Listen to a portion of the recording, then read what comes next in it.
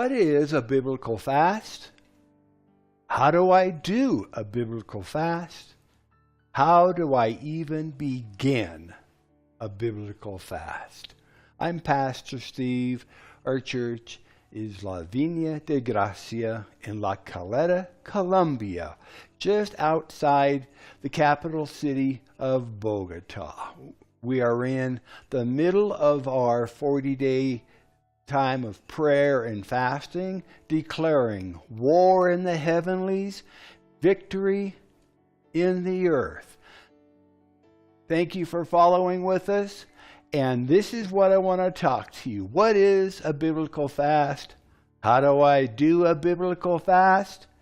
Where do I even begin? Always lots of questions. So I want to share with everyone some practical tips and comments on fasting, and in particular, some things that I do personally. I generally have several calendar dates and events that I like to refer to when starting my fasts. I like to start on the first day of a month, and then this makes it very easy for me to know exactly what day of my fast I'm on. In other words, if the date is the 5th of the month, then I know that I'm on my 5th day of fasting. If the date is on the 12th, then I know that I'm on the 12th day of my fast, and so on. I also like to pick a special day or event to begin my fast, especially the longer fasts. Now, I like to start on January 1st. Because it's the beginning of a new year, and fasting is a great way to kick off and set the tone spiritually for the incoming year.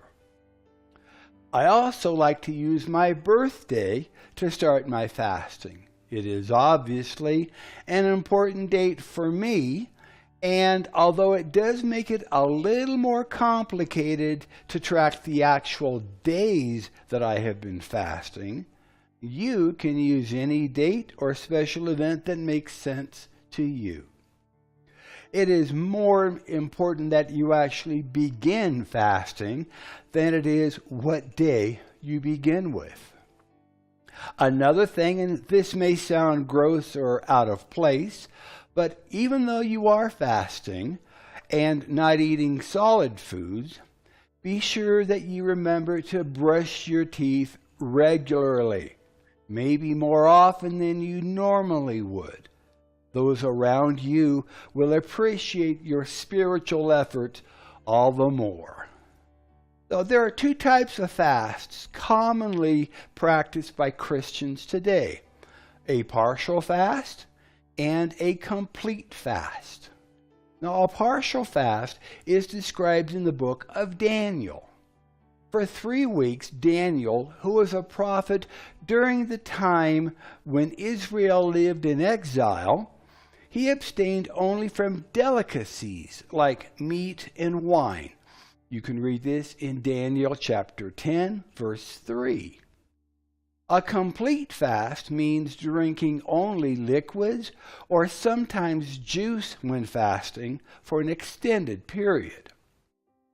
Juice fasts will provide you with more energy than water-only fasts and still lead you into the humbling experience of denying your desire for solid, chewable food.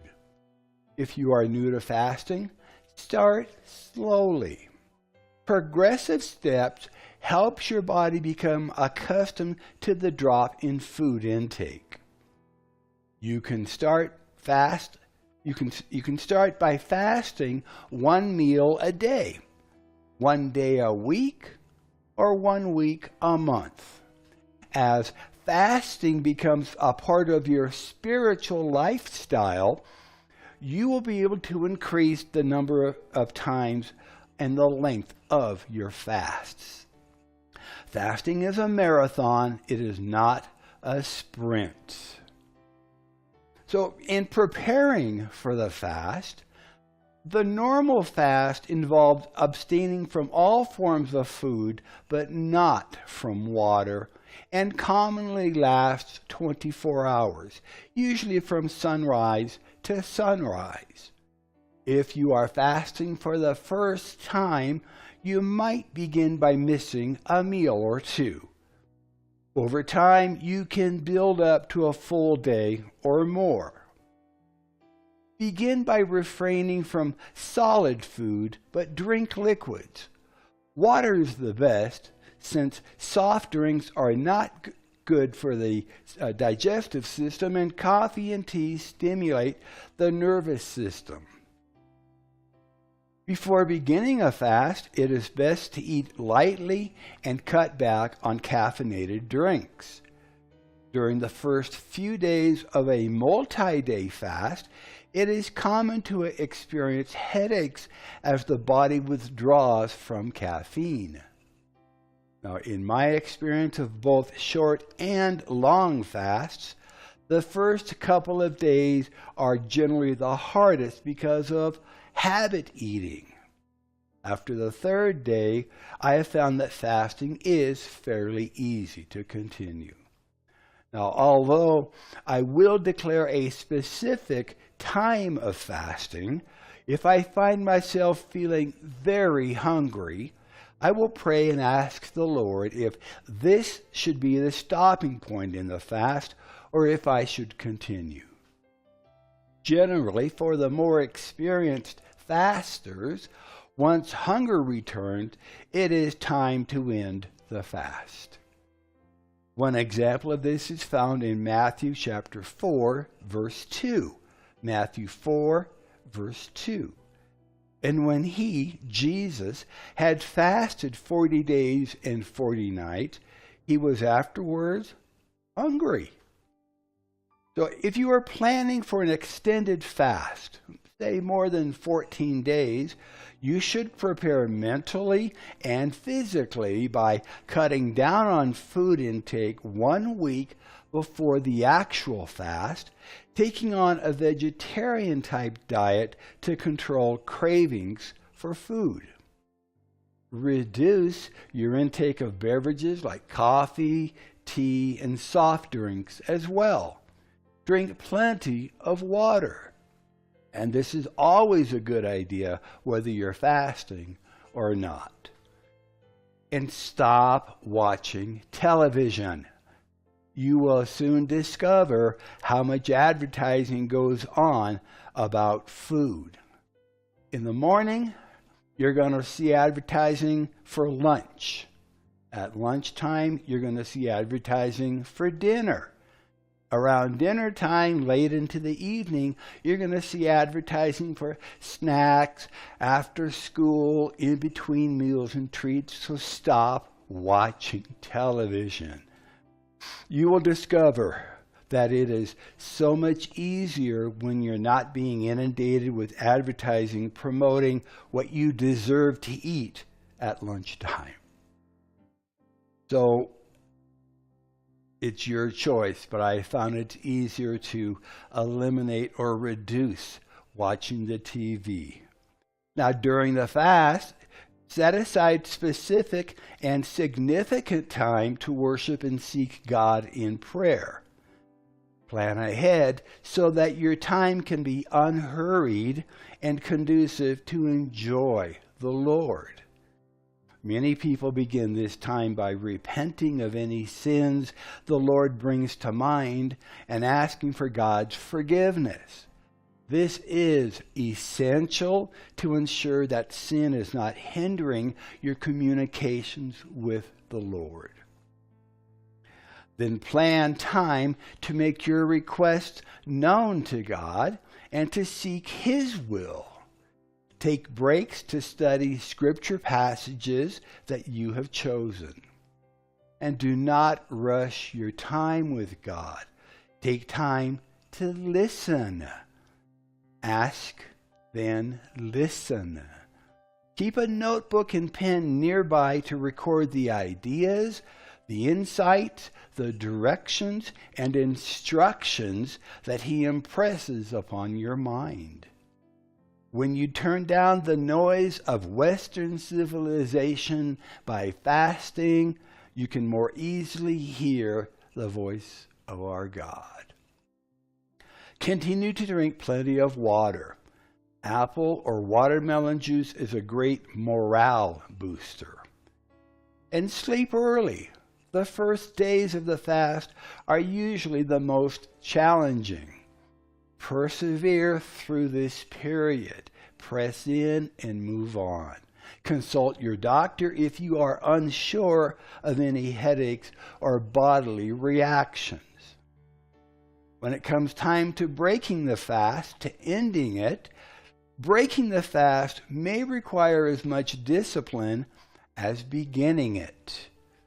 During the fast, your stomach contracts and your body's digestive and elimination systems are at rest. The longer you fast, the more the digestive organs need to reactivate before functioning at full speed.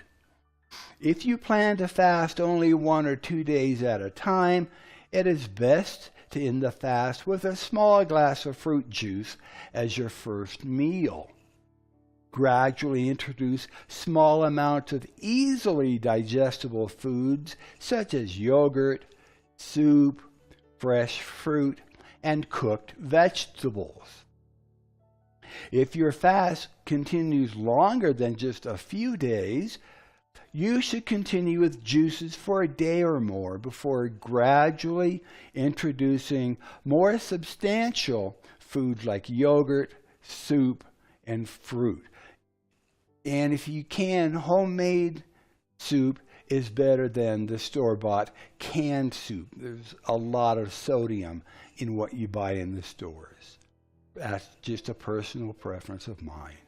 Now be sure that you introduce new food in small quantities and that you chew it very well.